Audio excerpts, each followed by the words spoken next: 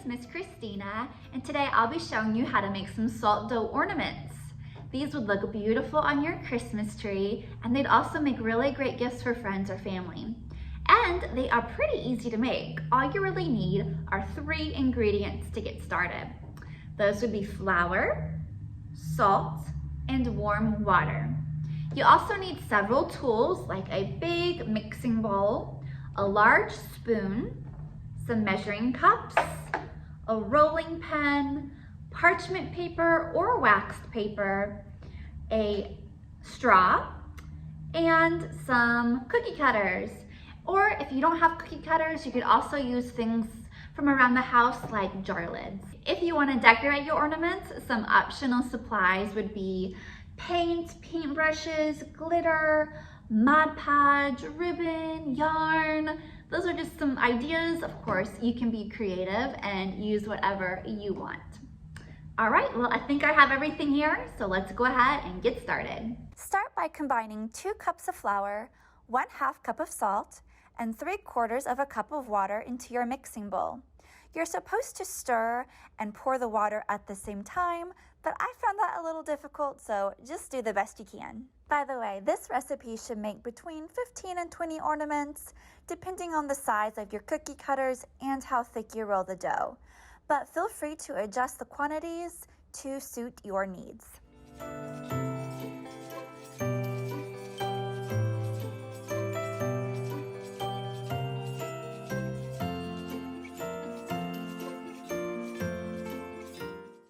All right, now you will get to a point where you have stirred as much as you can, and you're just gonna have to put your hands in there and knead the dough to make sure that all of the ingredients are fully incorporated.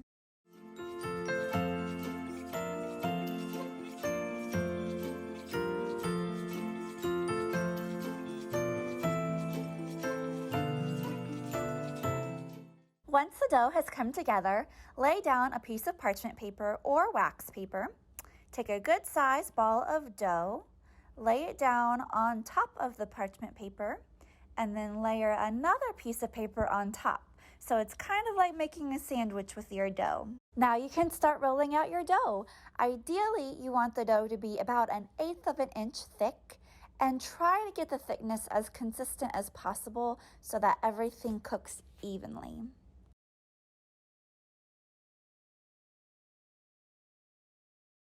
Next, you can go ahead and start cutting out your ornaments. So choose whatever shape you like, and you really don't even have to have a cookie cutter.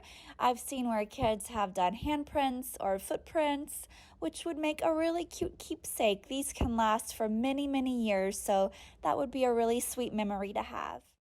Now don't forget to add a hole to your ornament. You will want to do that before baking them.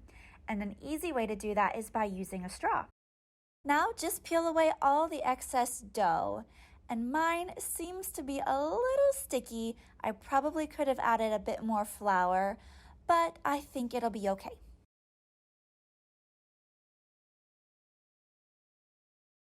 This is an optional step, but I think it's fun to add a little texture to the ornaments.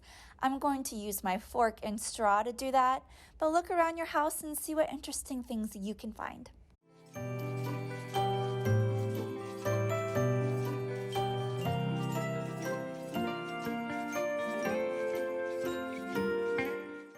Transfer your ornaments to a lined baking sheet and cook them in a 350-degree oven for about an hour. When finished, they will look something like this. Now, cooking time will vary depending on the size of the ornament and the thickness of your dough, so just keep your eye on them. You will know they're finished when they are completely dry. Set them aside to cool, and then they will be ready to decorate. So you can use a variety of materials to decorate your ornaments. Today, I'm going to be using paint, Mod Podge, and glitter. I'm using acrylic paint here, but if you're nervous about using that with your children, you can experiment with tempera paint. Whatever you use though, make sure to brush on a coat of Mod Podge after it dries. That will help preserve the ornaments and make them last for years to come.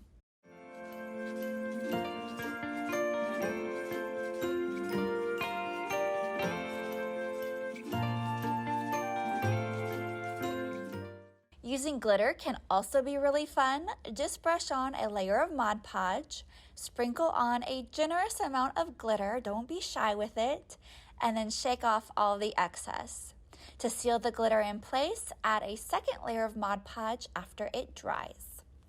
Now you need something to hang your ornament from your tree, so the last step is to add a piece of ribbon or yarn or twine or whatever you happen to have lying around the house. When storing your ornaments, make sure to wrap them well, just like you would with any other ornament. That way they don't break and you can use them year after year. And here's how my ornaments look on our tiny little Christmas tree. I hope you try this out. It's a project that the whole family can do together. It's great for all ages, and it's just a really fun way to spend a day at home. And make sure to join us again in 2 weeks where we will show you how to make some applesauce cinnamon ornaments. Merry Christmas!